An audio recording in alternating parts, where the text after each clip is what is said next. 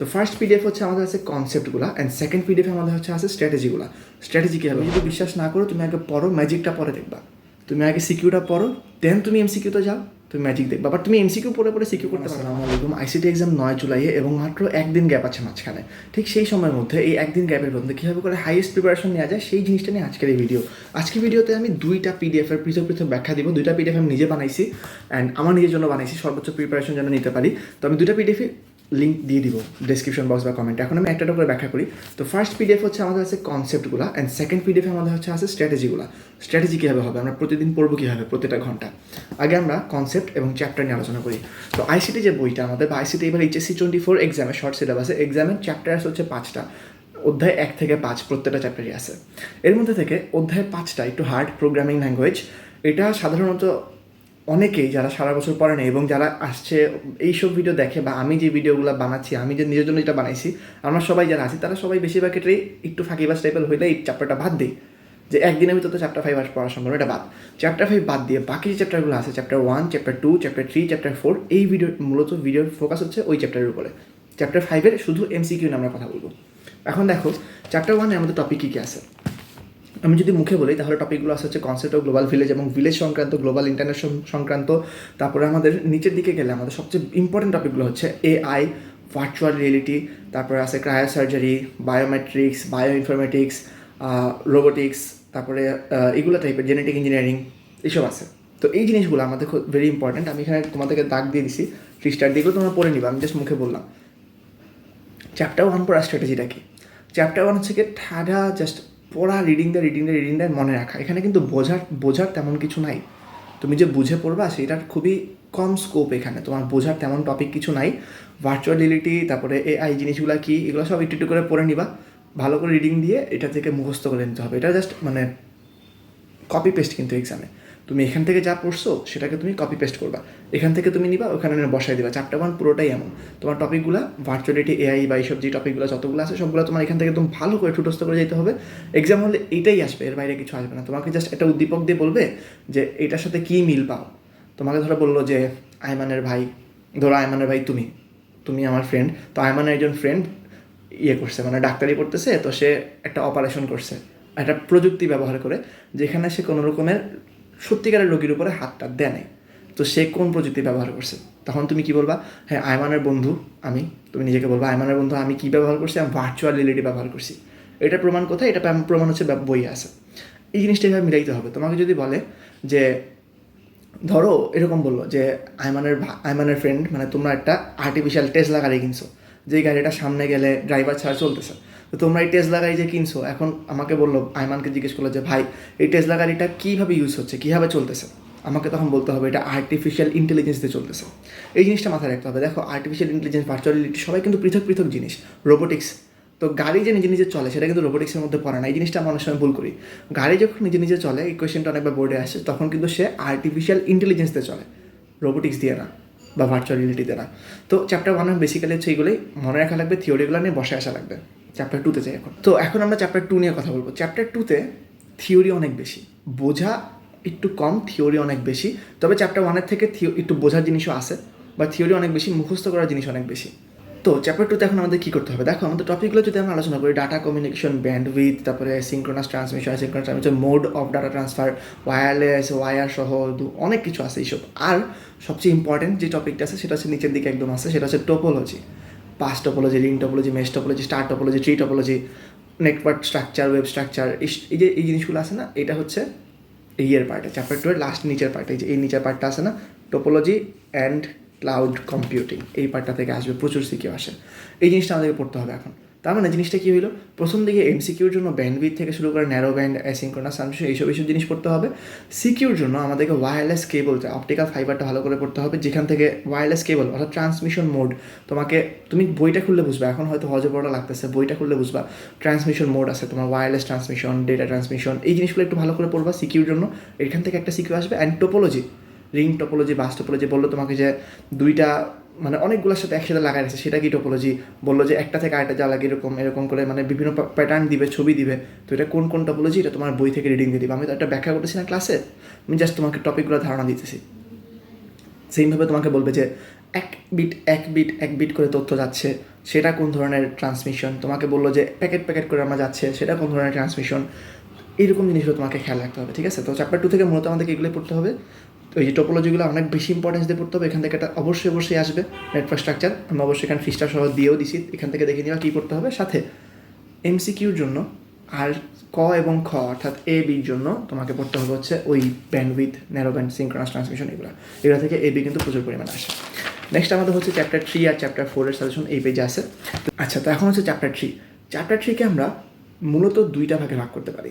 প্রথমত হচ্ছে number system, যেখানে আমরা যোগ বিয়োগ গুণ ভাগ করতে পারি। তারপরে আবার হচ্ছে transformation, octal two decimal, hexadecimal, তারপরে হচ্ছে বাইনারি, এইসব করতে পারি। আর সেকেন্ড যে ভাগটা সেটা হচ্ছে লজিক গেট, পরে হচ্ছে ওই যে টেবিলগুলো আছে, টেবিল, ট্রুথ, সত্য সারণী বাংলায় বলে, তারপরে হচ্ছে অ্যাডার, হাফ অ্যাডার, রেজিস্টার, এগুলো। তাহলে আমাদেরকে এখন কী করতে হবে? তুলনামূলকভাবে ইজি হচ্ছে ফার্স্ট পার্টটা, নাম্বার সিস্টেমটা তুলনামূলকভাবে একটু ইজি আছে। তুমি নাম্বার সিস্টেমের যদি কিছু ভিডিও দেখো ইউটিউবে, এটা ইজিলি পারবা। যে সেকেন্ড পার্টটা, এটা একটু হার্ড। এখানে তোমার অ্যাডার, হাফ অ্যাডার, রেজিস্টার অনেক কিছু আছে, তো এটা একটু হার্ড, এনকোডার ডিকোডার। তবে এটাও ইজি। ফার্স্ট পার্টটা একটু বেশি ইজি। তোমাকে এখানে কিন্তু আমি দেখবা স্ট্র্যাটেজি পিডিএফ আমি 9 ঘন্টা টাইম দিছি স্ট্র্যাটেজি পিডিএফ, এটা আমি তোমাকে পরে একটু ব্যাপারে ব্যাখ্যা করবো। তো আমাদের কী করতে হবে? চ্যাপ্টার 3 সামারি করলে, চ্যাপ্টার 3তে আমাদের প্রথমবার হচ্ছে number system, binary, addition, binary, octal, hexadecimal, এগুলো তোমাকে এগুলো তোমাকে ট্রান্সফরমেশন শিখতে হবে, যোগ বিয়োগ শিখতে হবে, টুস কমপ্লিমেন্ট শিখতে হবে। অ্যান্ড তোমার সেকেন্ড পার্টে গেলে তোমাকে শিখতে হবে হচ্ছে Eder, half Eder, register, encoder, decoder, সত্য সারণী, আর হচ্ছে logic circuit, x or, x নর, ন্যান্ড, অ্যান্ড, অর, যা আছে সব গেট, এগুলো বললাম আর কি।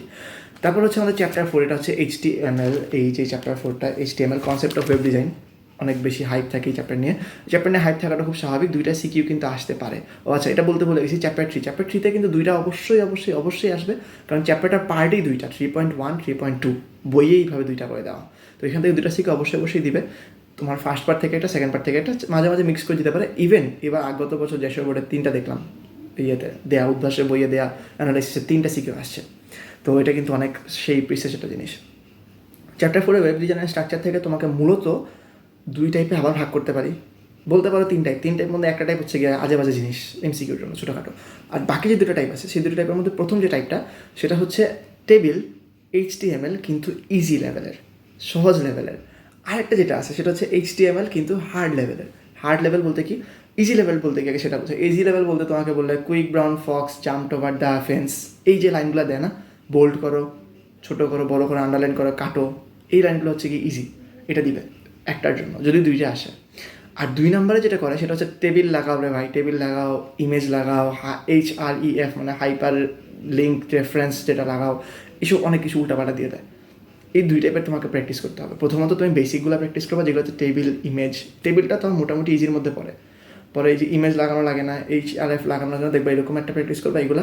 তারপরে তুমি এই ইমেজ শিখবা, টেবিল কলাম, টেবিল, এরকম বিভিন্ন জিনিস ডিটেলসে শিখতে হবে। এটার জন্য টাইম দিছি আমরা এখানে প্রায় 4 ঘন্টা, সিকিউ এমসিকিউ মিলায়। এটা আমি পরে আসতেছি। নেক্সট হচ্ছে আমাদের চ্যাপ্টার 5 প্রোগ্রামিং নিয়ে। সিকিউ নিয়ে আমি বেশি কথা বলবো না, সিকিউ আমি নিজে উত্তর করবো না।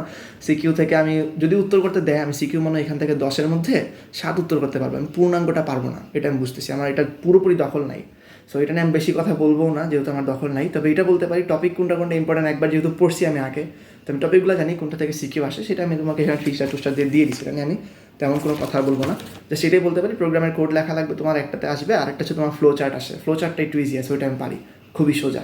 কোড আমি বেশিগুলো পারি না, তো এই জন্য আমি এটা অ্যান্সার করবো না, অ্যাভয়েড করবো। তোমরা যদি চাও তোমরা এটা পড়তে পারো, এটা তোমাদের পার্সোনাল উপর নির্ভর করে। এখন আমি তোমাদেরকে স্ট্র্যাটেজি পিডিএফটা বলি। স্ট্র্যাটেজি পিডিএফের এই যে সিস্টেমটা দেখো, আমি আইসিটি সবগুলো চ্যাপ্টার এখানে আলাদা করে দিছি, কোন চ্যাপ্টারগুলো আছে এখানে বলে দিছি। 3 স্টার যারা আছে তাদেরকে তুমি প্রথমে শেষ করবা, 2 স্টার যারা আছে ওদেরকে তুমি পরে শেষ করবা, সেকেন্ড অ্যাটেম্পটে যাবা। চ্যাপ্টার আছে এখানে 5টা, বাট আমি করে দিচ্ছি এখানে 6টা, কারণ 3.1, 3.2 ডিফারেন্ট করে দিছি। আসলে এরা ডিফারেন্ট। 3 চ্যাপ্টারটাকে আমি প্রায় 9 ঘন্টা টাইম দিচ্ছি সিকিউ এমসিকিউ মিলায়, কারণ এটা হচ্ছে সবচেয়ে ইম্পর্টেন্ট চ্যাপ্টার। 2টা সিকিউ মাস্ট। ইভেন প্রোগ্রামিং থেকেও 2টা সিকিউ কিন্তু আসে না, বাট নাম্বার সিস্টেম থেকে 2টা সিকিউ অবশ্যই আসে। তো চ্যাপ্টার 1-এ আমি যে প্রথম পার্টের যে টাইমিংটা দিছি, অর্থাৎ এই পার্টের টাইমিংটা দিছি, সেই যে এই পার্টের সবগুলো টাইমিং হচ্ছে সিকিউ পড়ার জন্য, অর্থাৎ তুমি চ্যাপ্টারের কনসেপ্ট এবং সিকিউ পড়বা। পাশের টাইমিংটা হচ্ছে তোমার এমসিকিউ পড়ার জন্য। এখন কোনটা আগে পড়বো, সিকিউ নাকি এমসিকিউ? অবশ্যই সিকিউ আগে পড়বা। তো আমি যেটা দেখলাম অ্যানালাইসিস করে, যে সিকিউরগুলাই 80 থেকে 95% পর্যন্ত সিকিউরগুলাই এমসিকিউতে আসতেছে। তুমি যদি বিশ্বাস না করো, তুমি আগে পড়ো, ম্যাজিকটা পরে দেখবা। তুমি আগে সিকিউটা পড়ো, দেন তুমি এমসিকিউতে যাও, তুমি ম্যাজিক দেখবা। বাট তুমি এমসিকিউ পড়ে পড়ে সিকিউ করতে পারবে না, মাথাটাতে ঘুরাবে, করার দরকার নেই। তুমি আগে সিকিউটা ভালো করে পড়ো, দেন এমসিকিউতে যাও। আর এই টাইমিংটা তো আমি পুরোপুরি বুঝাই দিছি। দেখো আমরা এখানে বসি, টোটাল স্টাডি আওয়ার হচ্ছে গিয়ে 23 ঘন্টা, মানে হচ্ছে আমি এক্সাম দিয়ে এসে ওই দিন 7 ঘন্টা পড়বো, পরের দিন আমি 14 ঘন্টা পড়বো, এক্সামে যাওয়ার আগে আমি 2 ঘন্টা পড়বো। তুমি এর থেকে বাড়াইতে পারো, বাট এর থেকে কমাইতে পারবে না। বাড়াইতে পারো কেন? কারণ আমি মাঝখানে 14 ঘন্টা ধরছি, যেই দিন আমার পুরো অফ নিছি, সেটা তো আমি 16 ঘন্টা 17 ঘন্টা করতে পারো, অনেকে করে। আমি 14 ঘন্টা মিনিমাম ধরলাম, আমি ওইরকমই পড়ি আর কি, বেশি পড়তে সম্ভব হবে না, মাথা ব্যথা ঘুরে পড়ে যাবো। যাই হোক, তো জিনিসটা বলতেছি 23 ঘন্টা টাইমিংটাকে আমি বেটে দিছি এখানে, মানে ভাগ করে দিছি, ডিস্ট্রিবিউট করে দিছি। এখানে তোমার 22 ঘন্টা পর্যন্ত আমি পুরোপুরি টাইমিং মতো ডিস্ট্রিবিউট করে দিছি। আর 1 ঘন্টা তোমার জন্য এক্সট্রা রাখছি, যেটা তোমার ল্যাকিং পড়ে যাবে সেটা তুমি শেষ করে নিবা। এই সিকিউ এমসিকিউ টাইমিং হচ্ছে একটা রাফ খসড়া মাত্র, আমার নিজের জন্য আমি সাজাইছি। তোমার যদি মনে হয় আমি এই চ্যাপ্টারে ল্যাকিংস বেশি, এই চ্যাপ্টারে আমি বেশি পারি, কোনো ল্যাকিংস বেশি হইলে আমি মানে যেটা ল্যাকিংস বেশি সেটাতে আমি প্রচুর পরিমাণে সময় দেবো, যেটা আমি বেশি পারি সেটাতে আমি কম পরিমাণ সময় দেবো, তুমি নিজের মতো করে সাজাই নিবা। বাট আমি তোমাকে রাফ স্ট্রাকচার দ্বারা করে দিচ্ছি, আইসিটি এটাই পূর্ণাঙ্গ। এর বাইরে আসলে তেমন কিছু বলার নেই। টপিকের পিডিএফ আমি সব দিয়ে দেবো, টপিক ধরে পড়বা, অ্যান্ড এখানে তুমি টাইমিং ধরে পড়বা, টাইমিংটা কিন্তু ভেরি ইম্পর্টেন্ট। এর বাইরে এখন আর ইউটিউবে তেমন ঘুরেফেরা করার দরকার নেই, পরীক্ষা পেছাবে কিনা বা এইসব আছে কিনা কিছু করার দরকার নেই। যদি কোনো স্যার বা বড় ভাইয়া থাকে তোমার, যে তোমরা ফলো করতেছো, তাদের সাজেশন তুমি দেখতে পারো। বাট আমি আশা করি যে অ্যাজ এ ব্যাচমেট, আমরা তো ব্যাচমেট, আমি এইচএসসি 24 এবার 9 তারিখ ইনশাল্লাহ আমি ওই এক্সাম দিব সিলেট বোর্ড থেকে। অ্যাজ এ ব্যাচমেট আমার কাছে মনে হয় এটাই বেস্ট স্ট্র্যাটেজি, আমি যেভাবে ফলো করে আসছি সবসময় বেশি মার্ক পাইছি এইভাবে, আলহামদুলিল্লাহ। So that's all for today. আর কোনো সাজেশন থাকলে কমেন্টে জানাইও। Bye bye.